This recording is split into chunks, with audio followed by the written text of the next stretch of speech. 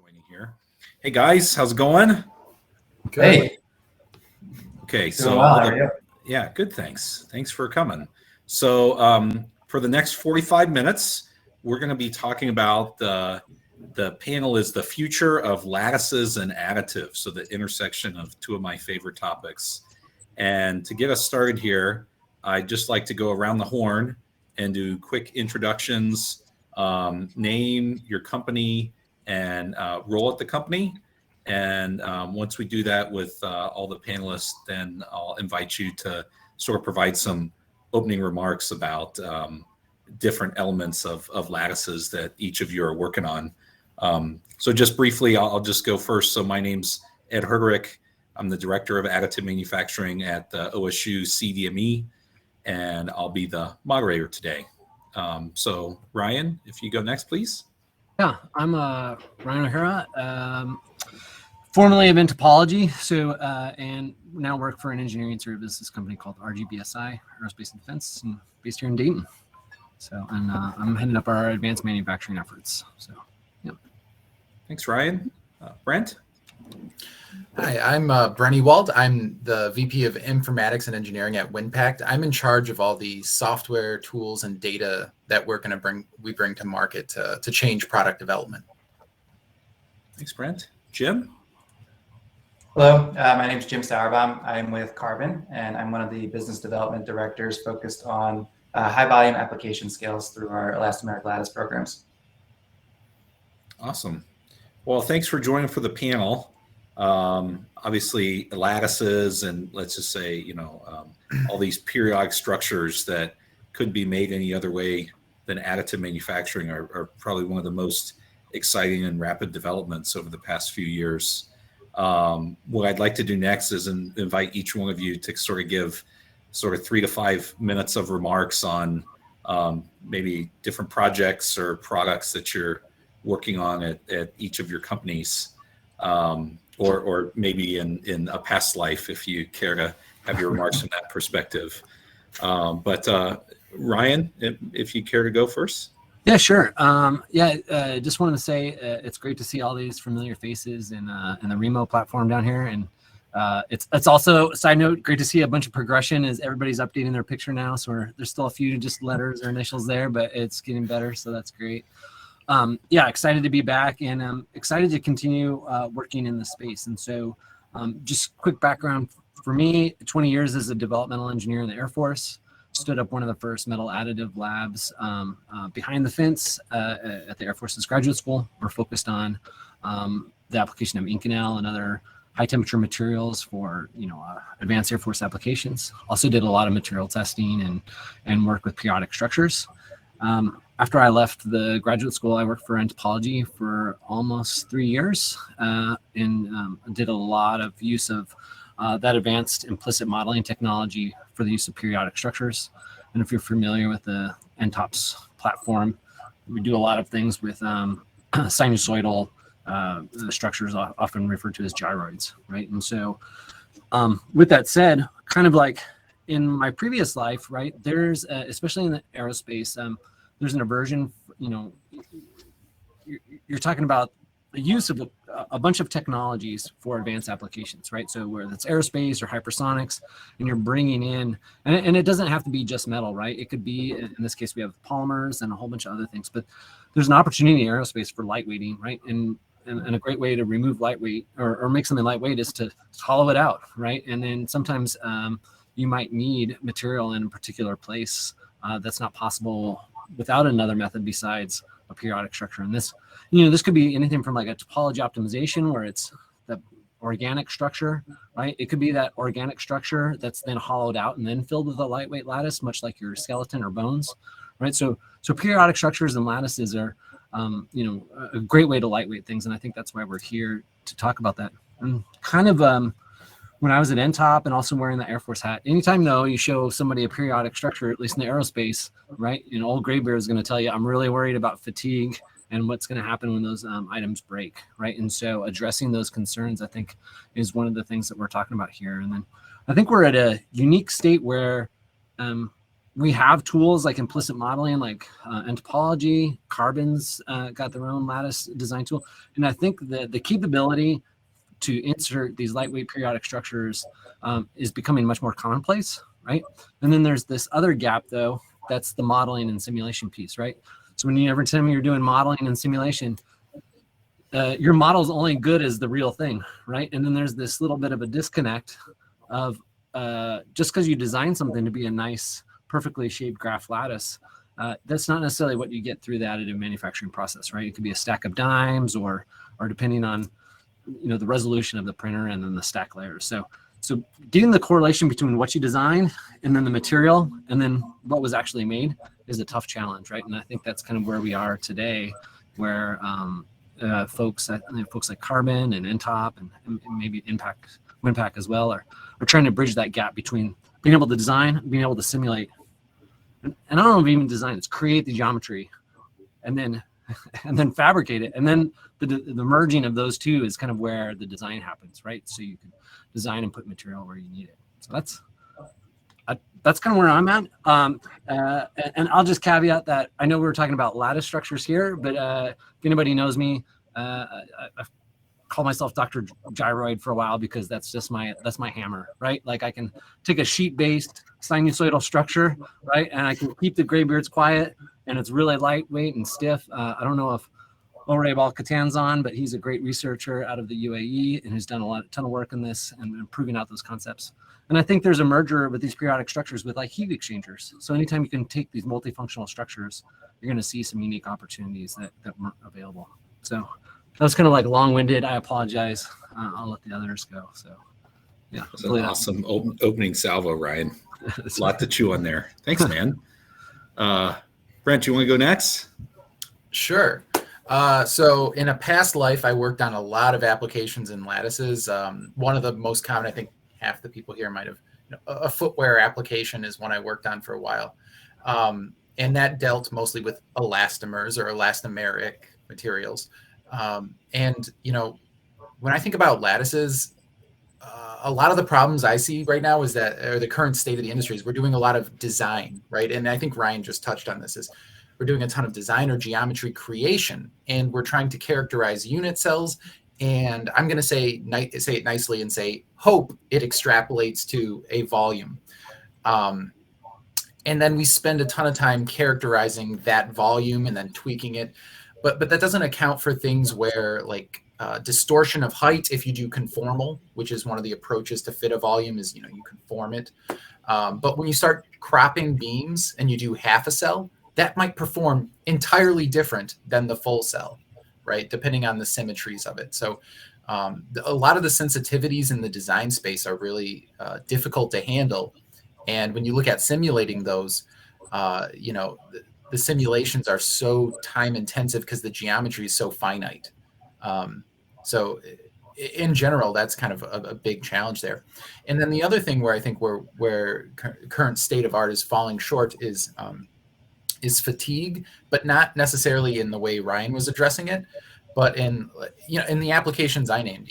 So if you think about footwear, helmets, backpack seating, anything that touches the human body, it's going to undergo cycling, and elastomers and Mullen's effect are going to dominate much higher than in foams, because foams have this nice quasi-isotropic properties and no maximum stress versus minimum stress, whereas a beam, if you're bending a beam, you're going to get a lot of maximum stress and some that have relatively low stress. So those kinds of trade-offs are, really difficult to handle.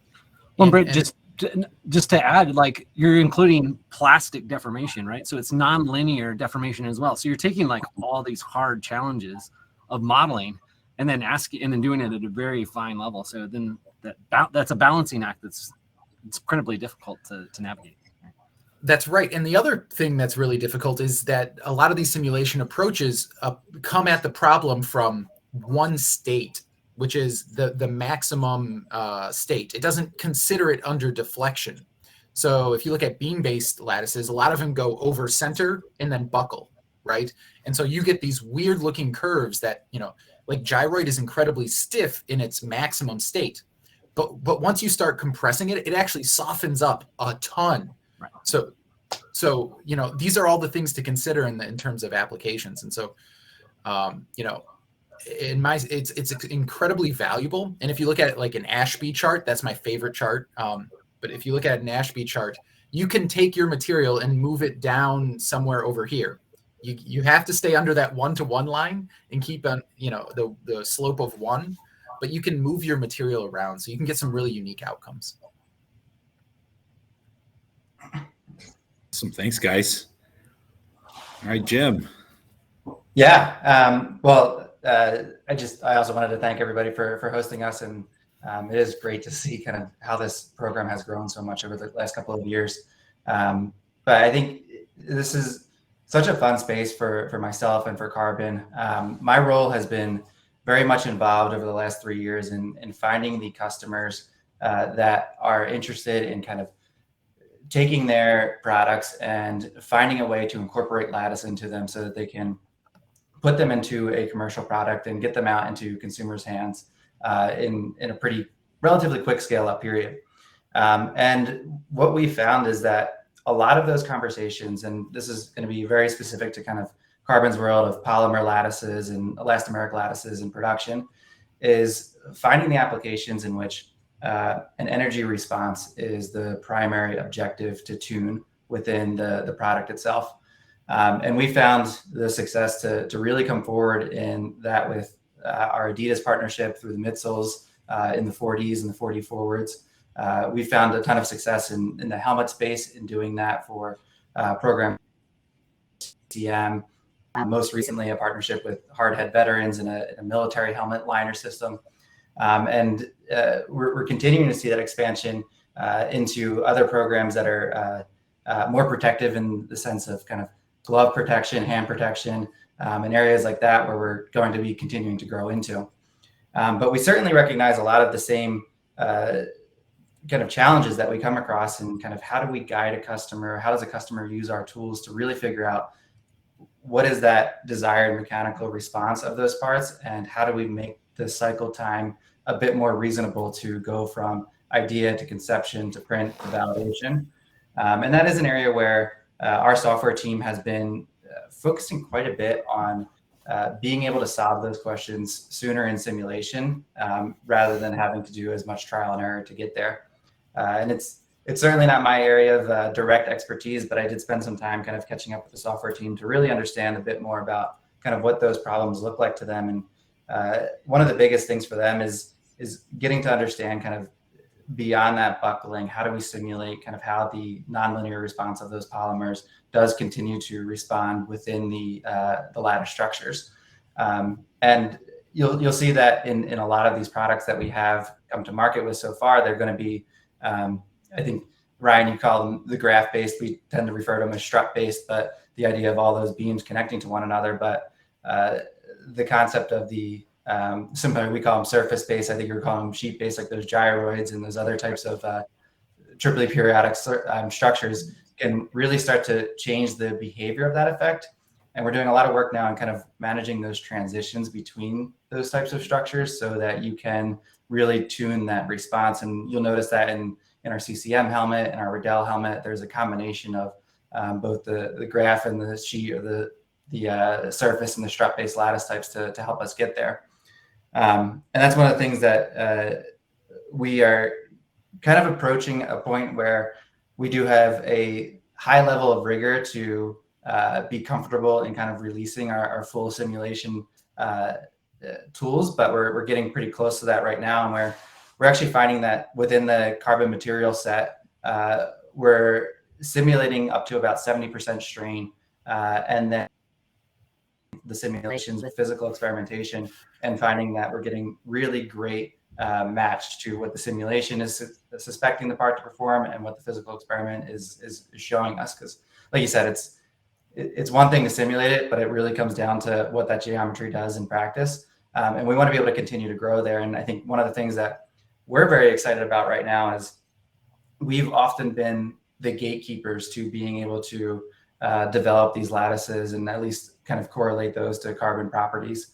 And we've recently launched the design engine to our current customers, and we'll be relaunching it to non-Carbon customers within the next 2 months as a lattice generation tool that does consider all those simulation capabilities, and will begin to really just empower more and more designers beyond those that are working directly with carbon to try these structures out and use them, whether it's on our printers or other printers, but really start to adopt and more so democratize lattice generation and design, specifically focusing on both the conformality of those designs, but also the transitions between those lattice types. So that's a lot of the area where we're focusing on. And I think for the application space, it's really going to be, for us at the moment, going to be about kind of that energy management within these kind of impact damping or energy return applications. Well, I think, Jim, like I was, now that I'm not at NTOP anymore, I was very impressed of what you guys did, bridge the gap. So one of the questions we got a lot in topology was, which lattice should I choose, right? So we had this big list of lattices, and at the end of the day, you can kind of only use a couple of them, right? And it really depends on your process, right? And so, and the couple that you choose are the ones that kind of lend themselves to like 45 degrees and additive manufacturing. So it ends up, you have a choice of 50, but you can only use 3 to 5 maybe, right? And but I think you guys did a great job, and maybe there's a plug for carbon or future stuff. Is there, you guys did a good reference of like, hey, here's where a good place to start. Do you need energy absorption? Do you need to be real stiff at the beginning? Do you need to be compliant? And I think you guys did a good job of bridging that gap. And I think you guys had a webinar or something, and I was very impressed by that, because that's often just, where do I start, right? I have the tools and the design, but and I, you know, I think like a big thing, I hate to say it, is like sometimes you can't, you know, this is advanced manufacturing, it's additive, we can do things quickly. You know, at the end of the day, a lot of users, you're going to need to go in and build and test, right? Like you want to design, but like simulation is, you're actually going to waste a lot of time.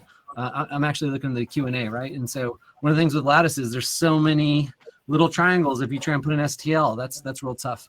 You know, the other thing too is like with software tools, you can actually blend. You don't have just a uniform lattice, right? You could have a lattice be thin in the middle of the structure and get thick and actually go solid, right? And how do you model that? And you're like, man, that could be so tough and complex that I used the analogy when I was back at the Air Force Graduate School. I could build and test and hydraulically crush these. I could do 30, 40, 50 samples in a day or two, right? And then our simulation guy could do one sample in 3 weeks, right? So it's like you know,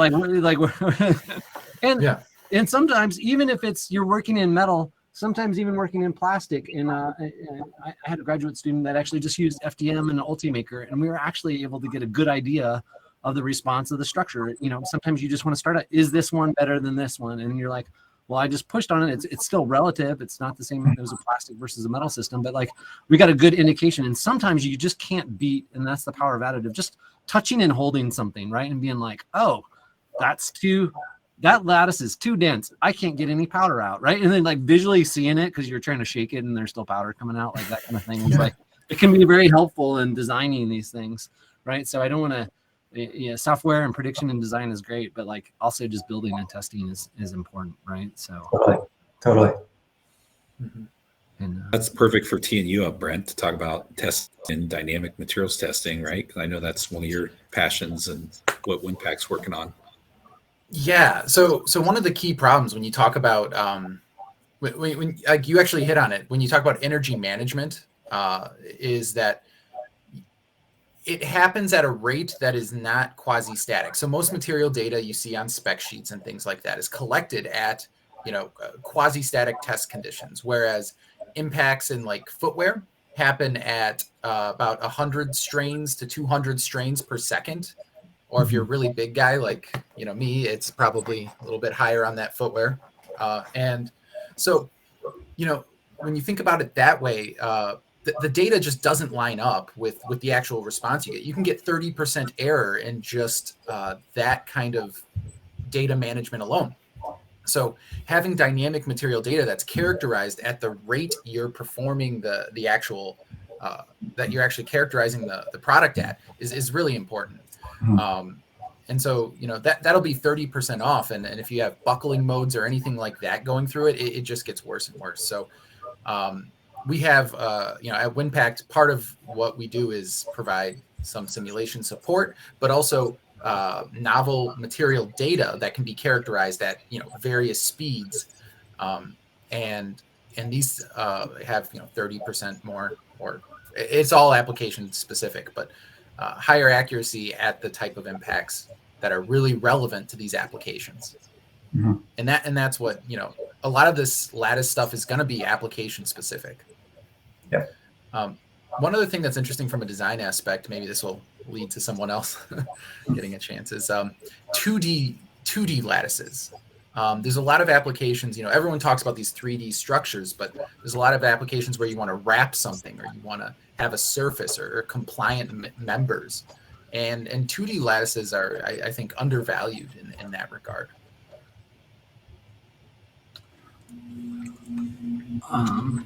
Yeah, maybe. Go ahead, Brian. No, go ahead.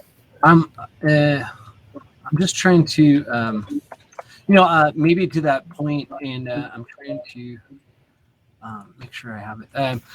Like I think about lattices too, and I think of some great work being done is in the orthotic space or prosthetic space, right? And there's some, it's Brent, I don't remember his last name here. And Wright? Brent Wright. Yeah, Brent Wright is doing some great stuff. You should check him out on LinkedIn. And what he's doing, and he's a guy that's great because he's kind of jumping in. I think he's taking a unique approach where he's building and testing, and he's working with his customers and getting like feedback where he's actually not testing, but working with the amputee or whoever's wearing the prosthesis, and he's using 2D lattice structures, wrapping them around either wrist guards or he does a lot of leg and arm type things, but it's both functional, right? He's often using like a TPU liner, so he's making the liner have variable compression, so that's like a really unique space. And then he's also just making it cosmetically like cool looking, like patterning things on the outside, so like amputees like not embarrassed by their prosthetic, but actually it's really cool, right? And I think that's an interesting use of lattice type structure, and they're able to make some really impressive type things. I don't know if that ties in with your theme there, Brent or Jim. Yeah, no, it definitely does, and that also undergoes dynamic loading conditions. I mean, if you look at anything on a human body, which is much of what carbon. You guys do a great job with this, but it's all dynamic, and so we have to recognize the human factor in all of this. For sure, yeah, and that's actually an interesting concept too that you brought up about kind of wrapping different items, and I don't know if I'm fully interpreting it the way that you intended, but I was recently at Formnext and learned a lot about some applications that I hadn't been aware of, where lattices were being applied to provide kind of a protective layering around different robotics, and it was a different use case in the sense that it wasn't for the energy management, but it was for the thermal management. And there were instances where foam and the products that were used in the past to give that protective aspect were causing the electronics to burn out just because the exceeding what they could achieve. So using the lattice as a more somewhat of an energy management piece, but primarily to manage that thermal release so the components could continue to perform at their peak without having the microelectronics burn out was another interesting application that I hadn't learned about, and could be similar to maybe what you're discussing in the wrapped idea. Yeah, I wasn't alluding to any particular product, but that thin things also can be latticed, even if you, but it requires, so we talked about triply periodic surfaces, right, TPMS, but we also talked about beam and strut based surfaces. But if we step back and think about conceptually what a lattice is, this sweater is actually a lattice of fibers, right? I mean, woven products are lattices. And so when we look back at like what this could potentially be, I mean, there's you can think of all sorts of things that need to be breathable and strong, and we can kind of influence that with our design of lattices, and we should think about surface lattices as well as 3D volumetric lattices. Yeah, I should have noted at the beginning. So we are open to questions and chat comments. And so we do have a comment in the chat window if you guys have that open. Maybe I'll just summarize the comment. Lattices are usable for simple shapes, not capable of conforming to complex surface topologies. So that's what a great Those are fighting words. What a great something to throw out there for a panel. So maybe I'll just throw something out there. We haven't necessarily talked about it yet, but maybe building on what we're talking about a little bit is hierarchical lattices, right? So if you have, one link scale of a periodic structure made up of another link scale of periodic structure. Of course, this is how a lot of biological structures are in the human body and throughout nature. And well, anyhow, I'll leave that for the panel to pick up how you are interested. Just throw a grenade out there, why don't you? So, Ed's thrown this at me before. I'll say, and I think that the limiting factor in hierarchical lattices is the size of the product and the size of print resolution. Ultimately, I mean, you might be able to get 2 hierarchies. You can model, as many as you like. But in reality, you're limited by the size of the product and the print resolution. I don't have too much information on the performance of it, though, which if anyone has that, that'd be great. The other thing I might pose here is the idea of the STL is in the chat window and down with STL. I kind of like STL because of how readable it is, but that's also why I like 3MF. So I'm going to put a plug in here for the 3MF consortium and what they're doing there. The types of representations you can move around can solve a lot of those problems too. And it could actually also address the hierarchical lattice problem.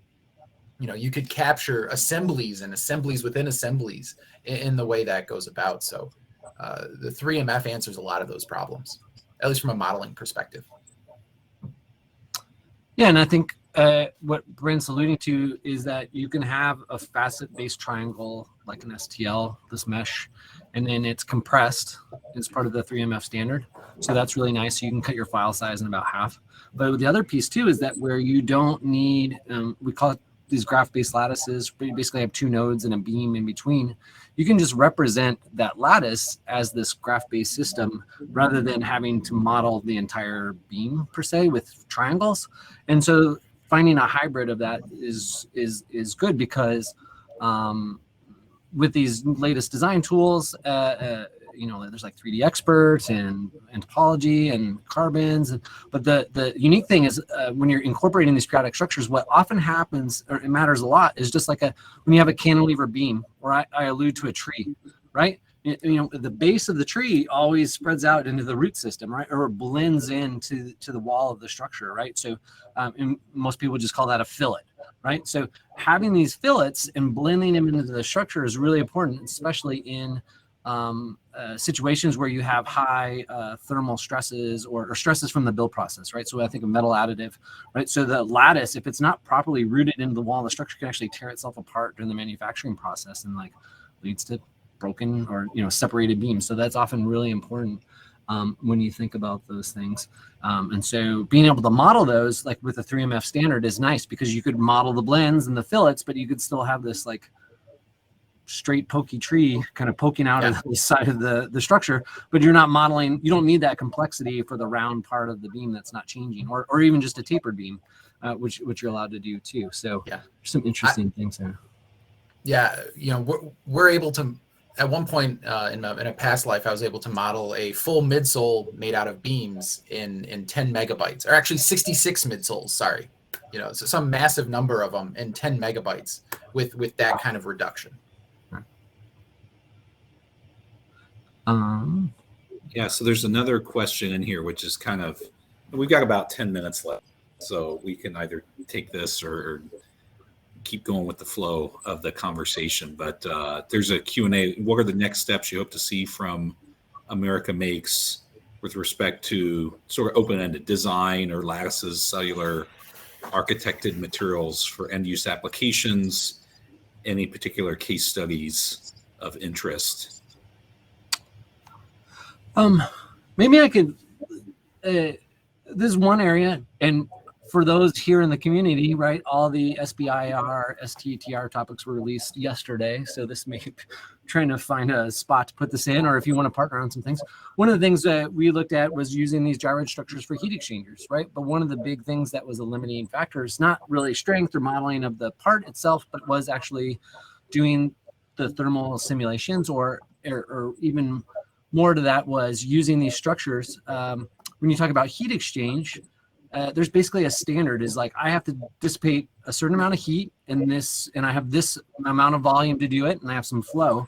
And basically heat exchanger designers just kind of look up in a table and say, oh, a tube and fin structure has this heat dissipating coefficient. I'm going to use that, and I'm going to use this much of it. It's a very like homogeneous type things. But for a lot of these structures, that data doesn't exist, or that method may not even be practical. So there's a whole nother level of this where, I've been talking to some different folks at the RMAG and whatnot about how to characterize these unicells or lattices for not just structural applications, right? And so that's like an area, that's just a case study question that came up from the chat. So yeah. So what so often happens is people say like, oh, I know this would be better, and it turns out it is better, right? But that doesn't give you a direction. It doesn't give you a steering wheel to it. You're just throwing stuff at the wall. And while it works for now, this is where we need to see an evolution in how we get to better. And as maybe, opposed to just picking things. Yeah, and I think sometimes too, lattice people tend to be super nerdy, so all they care about is their lattice. So kind of maybe bridging out for the community here is like thinking about the application, right, and starting to maybe explore applications a little bit more than just the structures themselves. And I think it's a great space to be at with the evolution of the technology and also the knowledge of the people in the community. I imagine, Jim, like you're seeing a lot of Carbon's doing some really interesting applications where lattice happens to meet the requirements. Not that you wanted to use lattices because it was cool. Yeah, maybe, and maybe you did, but that like it's such a funny point, because like being at Formnext a couple of weeks ago too, the thing that you see when you go around to specifically all those polymer booths is everybody has some sort of a helmet, some sort of a saddle, some sort of a midsole. And all of the applications remain consistent through a lot of these different kind of demonstrations. And I think it is time to think about what are those applications that have used foam and could use some sort of tuning that goes beyond what a foam has done, and bring those forward.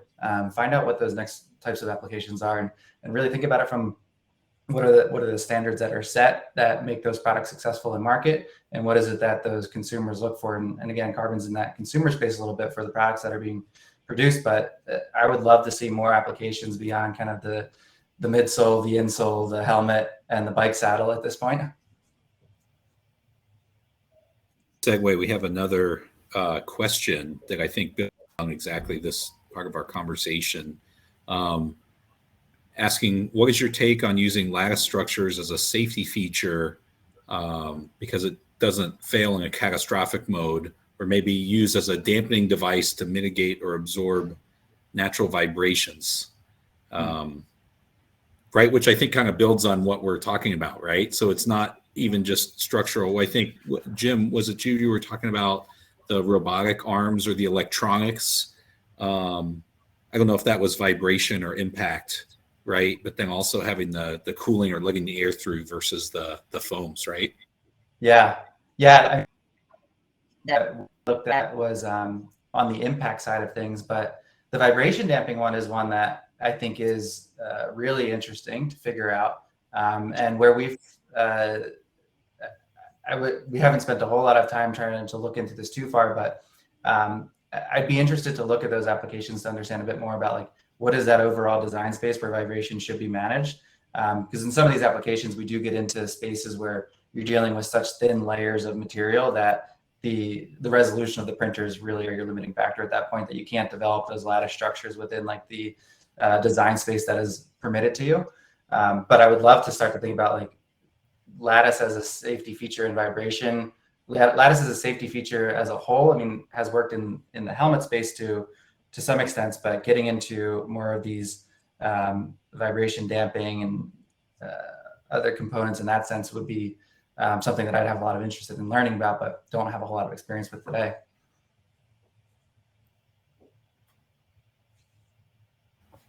Awesome. And we have another question from the Q&A about crystallographic structures and learning from nature in terms of atomic lattices versus amorphous materials and how we can incorporate that into lattice structures.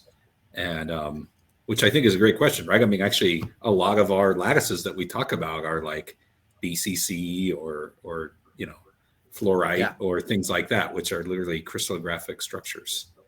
Well, Brent, do you want to take that or start?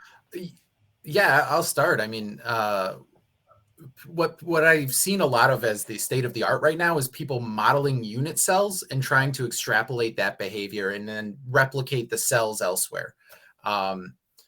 But I actually am not aware of anyone, and this would be an interesting question to you guys as well, Ryan and Jim, if you've heard of anyone actually using modeling techniques, which I'm assuming are crystallographic modeling techniques, which I'm assuming are different than standard mechanical simulation. Hasn't come across my plate yet. No. Ryan? I'm just an FEA guy, so I'm just have a hammer, and that's what I usually do it. And I'll usually model the beams, and then you correlate or do some empirical testing to map it over. So, but I know there are some techniques that, like, again, I'll reference NTOP and some other folks that we're considering different methods to do FEA model or to do modeling, right? And I think, at the end of the day, maybe I'm just the pessimist side of me, and that's why I say build and test is, everybody wants a reduced order model that runs, but then there's a whole bunch of other things and considerations when you don't include all the physics. So it's always a tough balancing act to kind of do that. And so that's kind of where my cop out is, just to build it. And so, well, and one thing I'd want to capture on this whole aspect is, in a lot of technologies, if you weigh the part that you printed 10 times, that mass can vary, 3 to 5%. So there's also, in all of this modeling, you should consider a sensitivity analysis to size, right? If you find if your lattice design is incredibly sensitive, that's not a lattice you should pursue in that space. Right. If it's a critical performance parameter. So sensitivity modeling I find very useful in a lot of these spaces. Maybe just to throw, I know we're coming up on time, just to throw a little loop in there too, is like, when we talk about topology optimization, right? You think about, and it's just putting material where you need, and oftentimes it gets tied to a particular algorithm. I always thought about putting geometry where it does what I want, right? Maybe it's thicker or thinner, maybe it's other things, maybe it has high surface area, right? So we actually considered like a hybrid approach where you actually remove material so you get a shell or monocoque structure. And then maybe you add back in material, whether it's a lattice or sheet-based, to like either control a fluid or increase surface area, or maybe provide stiffening in a localized area, or maybe even alluding to, if you have a damping type material, you could put some sort of a elastomer or something in there to like do some things there. And then, that's the kind of key. So I wouldn't get hung up on just thinking about lattices or periodic structures, but this like holistic type approach of how do you remove material and put it where you need to from a design standpoint, and then choosing the system or technology that works best for that. Yeah. I mean, that's something that we think about at Carbon quite a bit, and the topology optimization, I think, is something that's not necessarily on Carbon's roadmap for our own development, but really something where we see there's a lot of value in partnership and figuring out kind of how do we manage the topology optimization with the lattice generation to achieve kind of the minimum material needed, but maximizing the mechanical response that you're looking for there. Yeah, I mean, if you think about topology optimization and how it applies to like stress managing and deformation, really you want no particle of your lattice, or say 3D structure, metamaterial might be a better word. You want no part of it under zero stress, right? Because those aren't doing anything good for you. Those are just existing. So, if we start pivoting to the conversation about where the future needs to go, it needs to be holistic design. This unit cell approach is going to have to go away at some point when we start making many more products that need a holistic volume, right? Even lateral loading, needs to be considered. And I think that's we should go around the horn of our kind of, final perspective on the future. And maybe I'll just throw out there, a little bit of perspective, see if this, I mean, and I'm a metalhead. We've talked a lot about polymers and stuff, right? And, Sure. you know, a lot of what I think about is the multi-physics modeling in order to come up with the right designs, right? Because certainly on the metal side, I look at a lot of these periodic structures and we're buying design entitlement through increase in surface area, right? Which can be, right? Ryan, you start out, you talked about fatigue, right? A lot of the properties that we actually design to, fatigue, corrosion, oxidation, you know, environmental degradation, are all driven by surface area. Higher surface area leads to an increase in rate for each of those properties. So I guess maybe I'll just throw that out there. It's like my perspective is I think the next level is going to be designing these structures in these reduced order models that take into account, you know, more, let's just say more dynamic properties and more dynamic performance that better reflects specific industries, which again, I think everybody touched on in all of their remarks. But that's certainly something that we're working on, and I'm excited to see and collaborate with the Institute. But yeah, invite everybody to give their kind of final remarks on the future, where things are going. Yeah, and maybe you know, when I was at NTOP, we partnered a lot with ANSYS, right? And then so that's a particular simulation tool. But the key is that we're at like a really exciting space where you can now generate crazy million-plus lattices or periodic structures, and you can model and simulate them, right?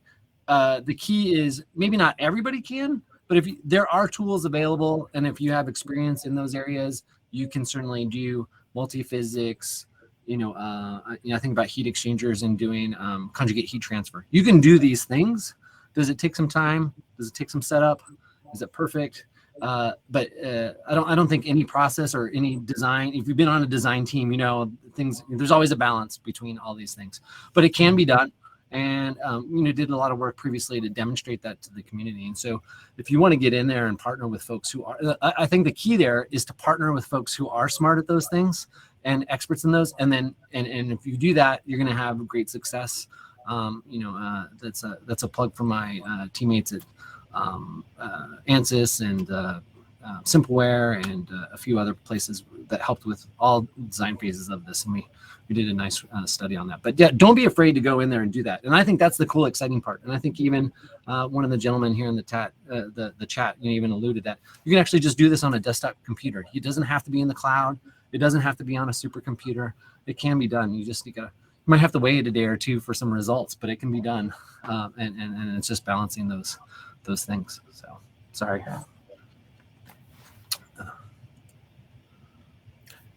I guess I'll go next.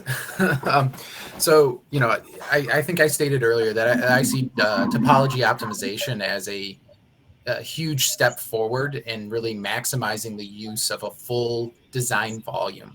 And so, you know, getting away from these unit cell type approaches I see as tremendously beneficial. But in general, if I were to ask what does success look like? Significantly reduce product development cycles.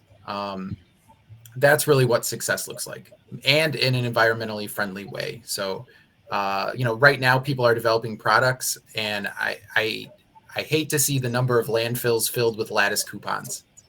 So, you know, if we could get away from that, that would be success as well. So overall, you know, I'm very optimistic about where things are going. There's a lot of smart people trying to solve these problems, and you just got to find the right ones. Yeah. Jim? Yeah, and I think for me, the thing that's most exciting is really just thinking about the horizon and increasing the access to being able to design and simulate with lattices.